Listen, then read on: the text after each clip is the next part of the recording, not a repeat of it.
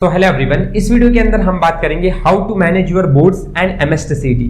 इसका सही सटीक जवाब देना हो तो अगर आपको दोनों एग्जाम को मैनेज करना है तो आपको टाइम मैनेजमेंट सही से करना आना चाहिए। और अगर टाइम मैनेजमेंट अगर आप सही से करना चाहते हो तो आपको अपने माइंड सही से मैनेज करना पड़ेगा।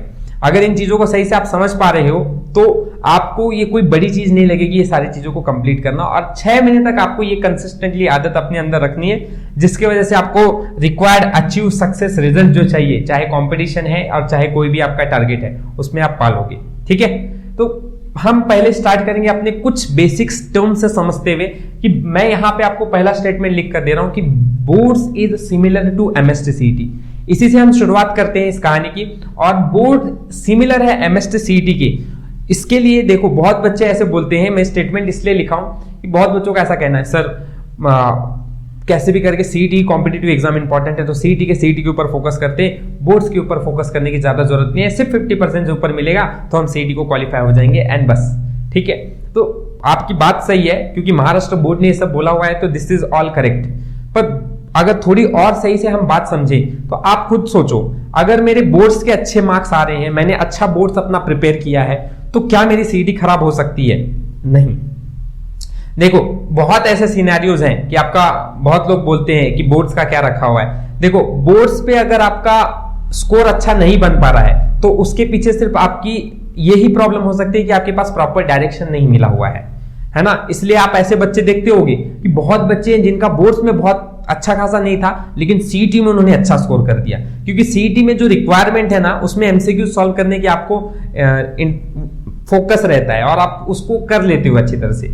ठीक है, और वैसे भी आपका बोर्ड्स खराब है तो आपके ऊपर एक ही रास्ता रहता है कि आपकी सीईटी अच्छी बननी चाहिए। तो आप ऐसे भी बच्चे देखते होंगे जिसकी सीईटी बहुत अच्छी खासी नहीं गई लेकिन बोर्ड्स में उसके अच्छे परसेंटेज बने हैं।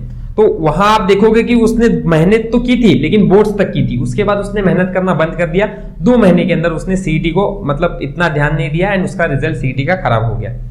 दोनों बेसिस के अंदर मैंने बताया कि प्रॉज एंड कॉन्स है। वो उस बच्चे ने ही उस चीज पे ध्यान नहीं दिया है या फिर दूसरा ऐसा है कि उसको डायरेक्शन कम पड़ा है, इसकी वजह से उसके रिजल्ट खराब हो रहे हैं। लेकिन जिस बच्चे ने अच्छी तरह से बोर्ड्स को प्रिपेयर किया है उसका सीईटी खराब नहीं हो सकता है, ये भी बात उतनी ही सही है। तो आपको इसलिए मैं ज्यादा कुछ इतना ज्यादा हाईफाई टाइम टेबल कुछ ऐसा बताने वाला नहीं हूं। रिक्वायर्ड जैसे है आपको सही से एक साइकोलॉजी समझ में आ जाए और उसके हिसाब से आप एक टाइम टेबल परफेक्टली रूटीन को फॉलो कर लो। ठीक है, जो आपको अपने से बनाना है। मैं यहां पे सिर्फ आप लोगों को कैसे मैनेज करना है इसके बारे में बताने जा रहा हूं। तो स्टार्ट करते हैं। और सबसे पहले मैं बोर्ड्स और एमएसटीसीटी में पहले हम सिमिलैरिटी देखो बोर्ड्स के अंदर क्या हो रहा है कि सबसे ज्यादा थ्योरी क्वेश्चंस आ रहे हैं, ज्यादा कंसेप्ट मतलब वेटेज थ्योरी क्वेश्चंस को है। थ्योरी क्वेश्चंस का मतलब कि आपके डेरिवेशंस, आपके इंपॉर्टेंट डेफिनेशंस, ये सब चीज की ज्यादा वेटेज है यहाँ पे। ठीक है, सेम सिमिलरली एमएसटीसीटी में थ्योरी क्वेश्चंस कम है लेकिन कंसेप्चुअल क्वेश्चंस जैसे कि आपके न्यूमेरिकल्स, ठीक है, और जैसे आपके कुछ क्वेश्चंस हैं जो बहुत ज्यादा थ्योरी ओरिएंटेड है लेकिन सवाल ऐसा है कि बहुत ज्यादा आप लोगों को कंसेप्चुअली उस पर सोचना पड़ रहा है, तो उस टाइप के क्वेश्चंस आपको सीईटी में ज्यादा देखने को मिलते हैं। बट ये क्वेश्चंस आसान रहते हैं। ठीक है, थ्योरी के अंदर एक क्वेश्चन अगर पूछ लिया जा रहा है तो इट विल टेक टाइम। तो दोनों के अंदर अपने अपने फायदे हैं कि आपको क्या करना है, बोर्ड पे थ्योरी डेरिवेशन सिस्टम पे ध्यान देना है और सीईटी में कंसेप्ट ओरिएंटेड क्वेश्चंस पे।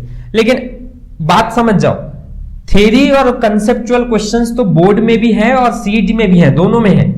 पर बस है फर्क कि दोनों के अंदर क्वांटिटी जो पूछने की है वो अलग अलग है। ठीक है, तो आपको पहली चीज ये समझनी है कि अगर आप बोर्ड्स की प्रिपरेशन कर रहे हो तो आपका क्या होना चाहिए, स्पीड स्लो रहेगा तो चलेगा।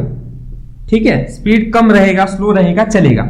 लेकिन अगर आप सीईटी में प्रिपेयर कर रहे हो तो आपकी स्पीड बहुत तेज होनी चाहिए क्वेश्चन सॉल्व करने की, क्योंकि 50 क्वेश्चंस और 45 मिनट्स में सॉल्व करने हैं तो इट रिक्वायर्स मींस टाइम तो चाहिए, टाइम के साथ साथ आपकी स्पीड चाहिए रहेगी और बहुत ज्यादा स्पीड चाहिए।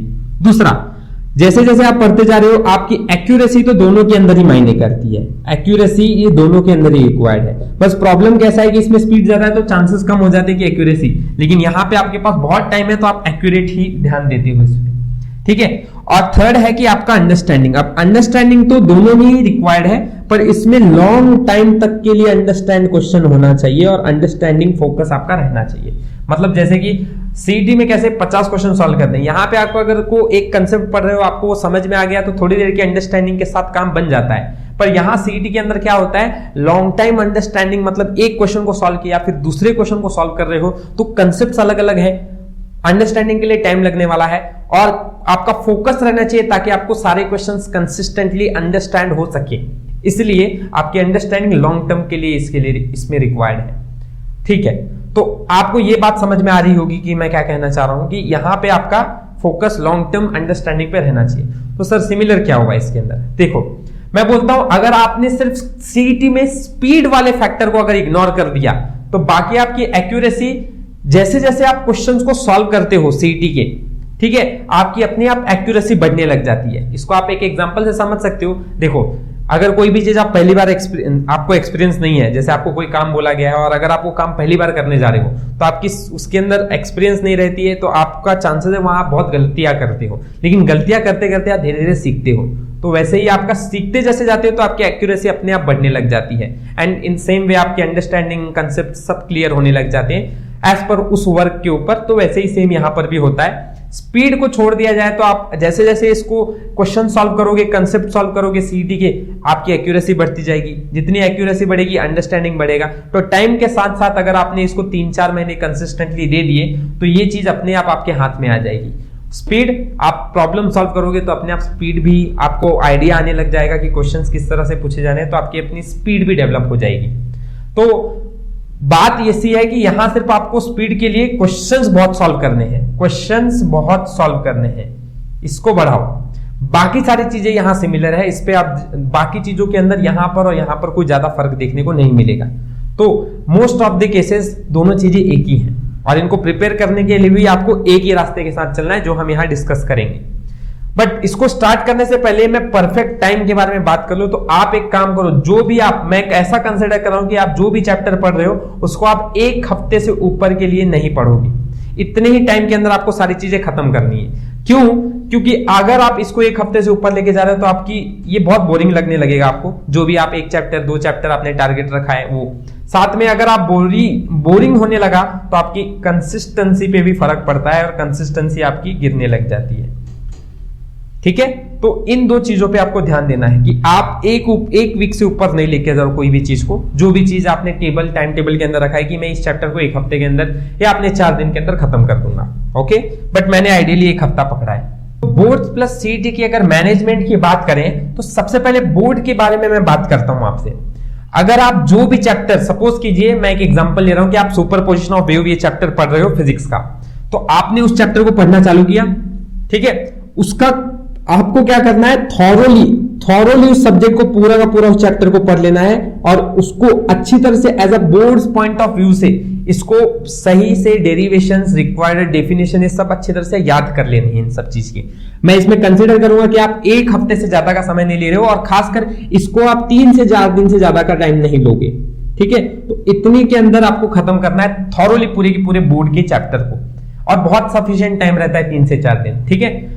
अब इसके लिए आप जो भी मटेरियल आपके पास है वो सब आप यूज कर सकते हो, ओके।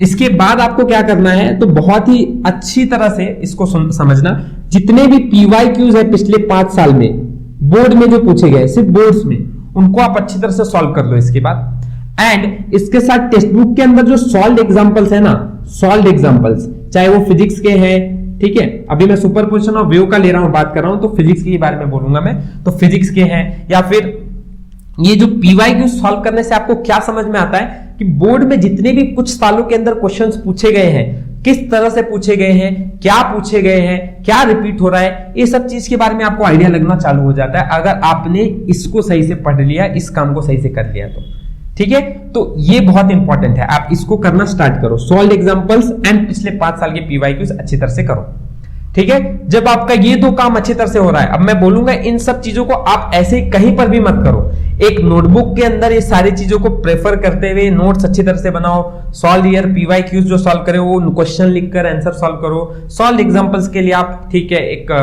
नोटबुक के अंदर ही सॉल्व करो, बस क्वेश्चन नहीं लिख रहे हो, क्वेश्चन आपके टेक्स्ट बुक के अंदर है, ठीक है। तो इन सब चीजों को अच्छी तरह से करना है। जब आपका ये काम दोनों हो जाता है तब फैक्टर आता है, अब आप सीईटी के लिए फोकस करो। अब जैसे ये दो, इसको मैं ऐसा कंसिडर कर रहा हूं कि आप एक दिन के अंदर इस काम को कर सकते हो और करना भी पड़ेगा। सॉल्व एग्जांपल्स एंड पिछले 5 साल के पीवाईक्यूज गिन चुन के है ही कितने, और अगर आपको सब क्वेश्चंस के एक्सपीरियंस लेने हैं तो कितना टाइम लगने वाला है। मोस्टली अगर आप इसके लिए 3 से 4 घंटे भी निकाल लेते हो दिन के तो बहुत हो जाता है। ठीक है, अब सीईटी की बात कर लेते हैं हम। तो आपने इनके लिए 4 से 5 दिन ले लिया। सीईटी के अंदर आपको सबसे पहले क्या करना चाहिए, तो देखो भाई आपने जो पूरा चैप्टर सीखा है ना, इसके नोट्स आपके 1 से 2 पेज के अंदर बन जाने चाहिए। नोट्स मतलब अगर वो केमिस्ट्री है तो नोट्स बन जाने चाहिए, अगर आप फिजिक्स की बात करें या मैथ्स की बात करें तो सारे फॉर्मूले जितने भी आप लोगों ने इस चैप्टर में देखे हैं, वो सारे फॉर्मूले, वो सारे कंसेप्ट जो आपको नए सीखने को मिले इसके अंदर, वो सबका सब आप बना लो और ज्यादा से ज्यादा आप इसको 1 से 2 पेज के अंदर शॉर्ट खत्म कर दो। ठीक है, इसको लगेगा 1 से 2 घंटा 3 घंटा लगेगा, लेकिन इसको टाइम दो। ये टाइम आपको फ्यूचर में बेस्ट कंपाउंड करके देगा। आप लोगों को आगे टाइम वेस्ट नहीं करना पड़ेगा इन सब चीज के लिए। ठीक है, तो अभी आप टाइम दे सकते हो। जब आपका ये काम हो जाता है, इसके बाद आप सीईटी के जितने भी 5 साल के, पिछले 5 साल के पीवाईक्यूज आप सॉल्व करो। अब 5 साल के मतलब अब आपके ऊपर डिपेंड करता है। मैं ऐसा बोलता हूं कि आप 2020 से लेके 2023 तक के या 22 तक की भी प्रॉब्लम सही से पीवाईक्यू सॉल्व करते हो ना सीईटी के, तो आपको बहुत अच्छी तरह से क्वेश्चंस के ऊपर आइडियाज मिल जाएंगी कि बहुत से क्वेश्चन सीईटी में आपको दिखेंगे रिपीट हो रहे हैं, बहुत से क्वेश्चंस आपको स्पीड मतलब सॉल्व करने की और आपको फीलिंग भी आ जाएगी यार इस टाइप का क्वेश्चन सीईटी में आ रहा है।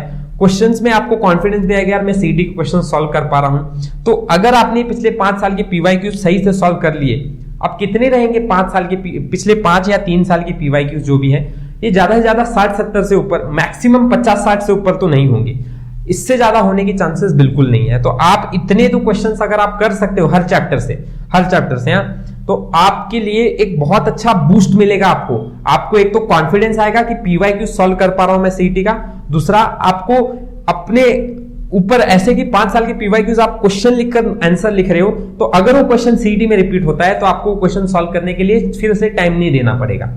ठीक है, एंड जो ये सारी चीजें कर लोगे आप, तो फाइनली मैं बोलता हूं कि अगर इन चीजों को आप सही से कर लेते हो तो सबसे बड़ी चीज इन सब का रिवीजन करो फाइनली, इन सब का। इसलिए मैं बोल रहा था कि इन सब चीजों को आप एक नोटबुक के अंदर लिखो। खासकर मैं बोलता हूं ये सीईटी की पीवाईक्यू सॉल्व करने के लिए आप सैटरडे संडे ये 2 दिन को रखो मैनेज।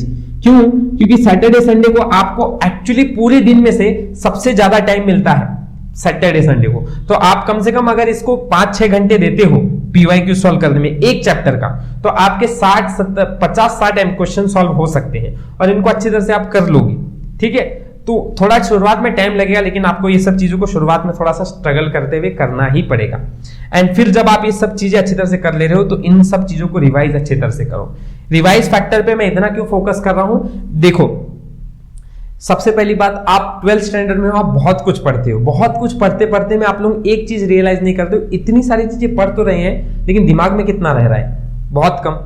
और उसका बहुत बड़ा सिनेरियो यही है कि आप रिवाइज नहीं करते हो उन चीजों को।